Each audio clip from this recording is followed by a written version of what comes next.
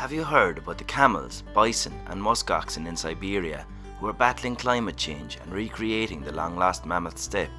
Have you heard about the Dutch Serengeti, where cattle bred by the Nazis and primitive horses are being used to recreate the historic savannas of Europe? Or about wolves changing the course of rivers?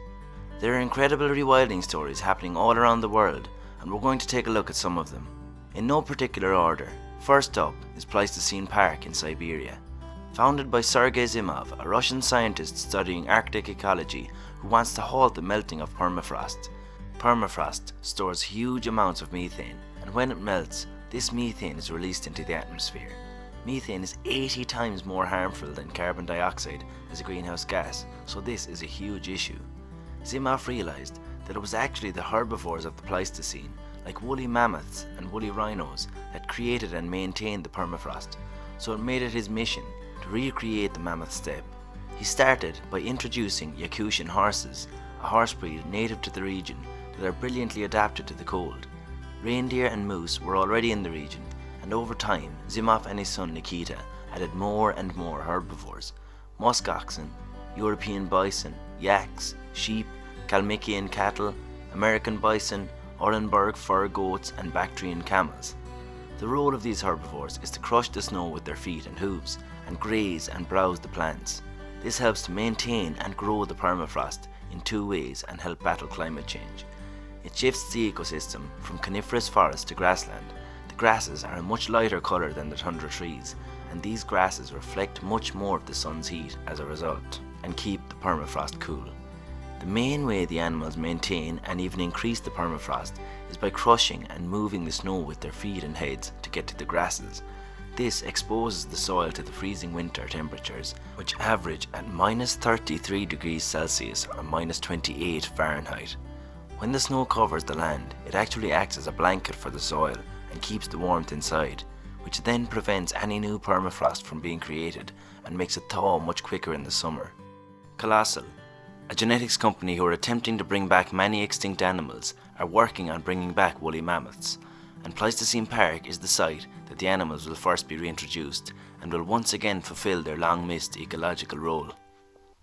Wolves, bears, lynx and wolverines are already in the region, and the Zimovs even hope to reintroduce Siberian tigers, but only when herbivore populations get to the amount they desire and the park is expanded further. Up next is the rewilding of Patagonia in Chile and Argentina. Doug Tompkins, one of the founders of North Face and Esprit, and his wife Chris, the former CEO of Patagonia, the clothing company, bought up 2 million acres or 810,000 hectares of land in Patagonia and set out to restore it to nature. That's more than twice the size of the state of Rhode Island, or 4 times the size of Luxembourg. The area has a range of habitats including grasslands, rainforest and wetlands. Much of the land was degraded and soils depleted by the overgrazing of livestock. The livestock and their fences were removed in a bid to boost biodiversity and give nature space to thrive. Animals like guanacos, the wild ancestor of the llama, mountain lions, rheas, caimans, capybara and marsh deer had a place where they were protected from hunting and competition from livestock. Many species that were lost to the purchased lands have since been reintroduced, like jaguars, pampas deer and giant anteaters. Tompkins didn't just restore the land to nature, they made it their mission to beautify the area and local communities, to create a sense of pride in place and get locals on board with the rewilding project. They funded improvements to the region and revamped the town of El Amarillo, including reparations after a volcano in 2008. They employed many of the locals to restore nature, and wildlife tourism has since boomed, putting even more funds into the local economy. The governments of Argentina and Chile have now rewilded more land, having seen the benefits, and are fully on board.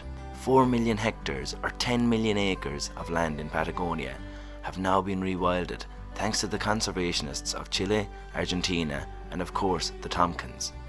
Now over to the Netherlands, to Oostvaardersplassen, which from here on in I will call OVP. It was once thought that before humans altered the landscape, Europe would have been a giant forest ecosystem, almost fully covered in trees, but Dutch ecologist Frans Vera came to the realization that it couldn't have been so. If Europe was covered in trees, how did it sustain millions of grazing herbivores like aurochs and tarpan, the wild ancestors of cattle and horses? of bison, saiga antelope, and red deer.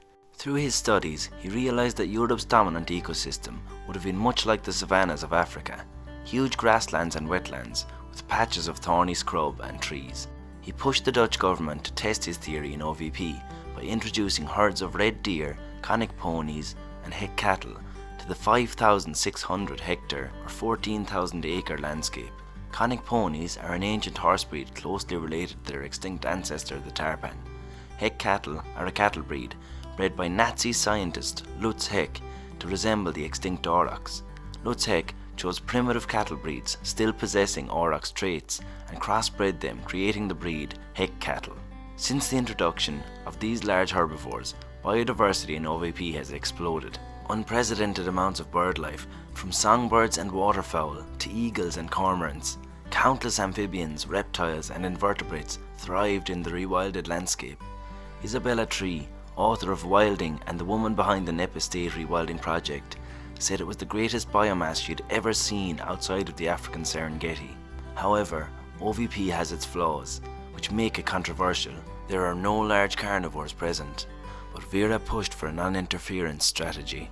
And so, when animal populations got too big for the 56 square kilometre area, many died in the winter. One harsh winter, over 3,000 large animals starved to death, provoking uproar from the Dutch public. Vera and his team since compromised, culling animals that wouldn't survive the winter, mimicking the effect of wolves, bears and lynx. The animal carcasses are left on the landscape, which is brilliant for birds of prey, corvids like ravens and magpies, and mammals including foxes and badgers. The smallest project on this list, but famous for the influence it's had, is Nep Wildlands in England. It has inspired a huge amount of landowners in Britain and elsewhere to rewild their land and shown many what can be done even with the strict laws around animal introductions. Charlie Burrell and Isabella Tree, the owners of Nep Estate, a 1,400 hectare or 3,500 acre farmland, were losing money year on year trying to run their farm on heavy clay soils, which were waterlogged for 9 months and baked like cement for the other 3. They decided they'd had enough of fighting against nature and losing. Inspired by the works and studies of Franz Vera, they decided to rewild their land. They let nature take its course and gave it a helping hand to speed things up. When the land had recovered well enough, they introduced large herbivores in very low densities to create natural disturbance.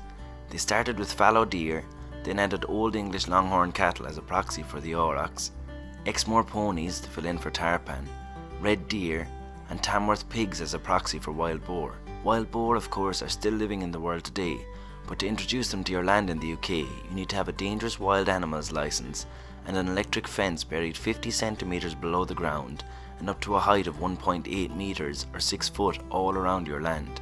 So Burrell and Tree worked with what they could, and the results have been amazing. Through the herbivores' actions, grazing, browsing, digging, rootling and of course pooing, biodiversity boomed. The landscape was covered in a mix of grasses, wildflowers, thorny scrub and trees, and the wildlife loved it.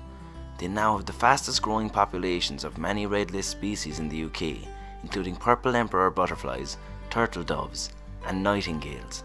They've since reintroduced beavers and white storks, compounding even further the gain in biodiversity. Last and certainly not least, the project that introduced rewilding to the world was the wolf reintroduction to Yellowstone in northern USA. Wolves had been absent from Yellowstone for 70 years due to an intentional eradication. The region became overrun by deer, especially wapiti, known as elk in America. The deer ate everything in sight and had no fear as they had no predators there to hunt them. There was almost no new growth of trees anywhere in Yellowstone until, in 1995, wolves were reintroduced. Wolves began hunting the deer and of course killed some, but they completely changed the behaviour of the deer. Deer no longer fed in open spaces. They never stayed in an area too long, didn't go places where wolves were likely to be. This gave nature some breathing space, and trees and other plants had a chance to recover, creating habitat and food for countless species. Bears came back due to the increased amount of berry-bearing trees and to steal carcasses from the wolves. Wolves even changed the course of the river. Trees grew along the riverbanks once again, binding the soil and stopping the regular riverbank collapse that had been occurring. Beavers returned because trees returned. Beavers, like wolves, are a keystone species. They build dams and create new waterways, ponds and pools, which are then used by otters, waterfowl, amphibians and many other animals. The wolves also knocked down the coyote population, and the coyotes became more cautious, which saw a boost in rabbits and rodents, in turn causing a rise in foxes, eagles, weasels and badgers. Rewilding is proving to be amazing for nature. We need to implement it wherever we can, be it your garden or be it a national park. If you enjoyed this video, I'd really appreciate it if you liked it and subscribe to my channel to help the channel grow. Thanks for watching.